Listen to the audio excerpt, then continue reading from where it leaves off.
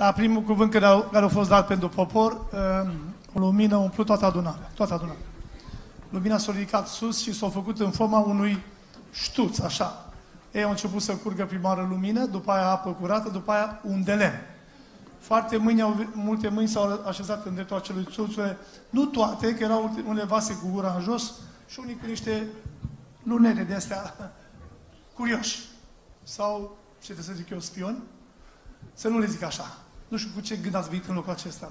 Lăsați-l pe Duhul Sfânt să vă miște inima în seara asta. Tot la prima rugăciune. România o vedeam înconjurată de lumină și lumină îngeri cu aripi ridicate. Nu va fi război.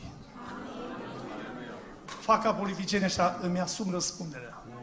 Că ei își asumă răspunderea și cade la pământ tot ce zic ei. Dar când spune Dumnezeu, așa rămâne.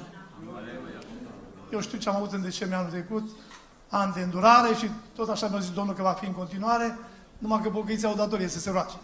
Și pentru cine au zis cuvântul se roage? Pentru fruntea țării, da?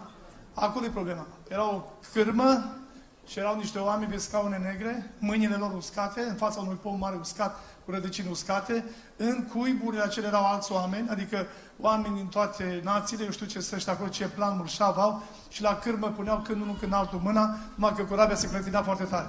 Dintr-o dată a venit o lumină mare și o altă cârmă care a lovit barca și a răsunat-o cu totul și a avut o altă barcă, unde s-a apărat Domnul Iisus, a intrat El singur în corabie și a întins mâna peste unul și peste altul și înfloreau grădinile, adică țările. Eu nu cred că va fi așa cum zic unii și alții, mâine rugăm și Hristos își va apăra lucrarea. Amin. Fratele care a avut primul cuvânt, s-a arătat un nor, dintr-un nor un chip, din chip o ieșit ca din gură, așa, o formă de, nu știu să zic eu, ca forma unei pâini. S-a rupt și din ea a început să curgă un de lemn și l-a atins pe frunte. Doamne, atinge-ne și pe noi în ziua aceasta. A doua lucrare, când a fost dată la sora, un înger a atins o pânză și a rămas o urma unei mâini cu ulei așa îmbibată. Domnul să ne atingă cu un de lemnul lui. A treia lucrare, când a fost dată la sora, un înger s-a așezat în fața dânsei, a aprobat ceva, i-au ridicat mâinile spre cer și o carte în flăcări, o coborât și flăcări s-au așezat pe fața dânsei, cartea pe mâinile dânsei. Și scria pe cer, El a lucrat. Domnul să lucreze. A patra, când a fost dată la fratele, s-a văzut un nor pe niște trepte, așa urcat, dar am văzut o vie care a urcat pe niște pietre așa înalte, sus în vârf, un scaun înalt, de pe scaun s-a ridicat un fel de trandafir, o floare, ceva așa.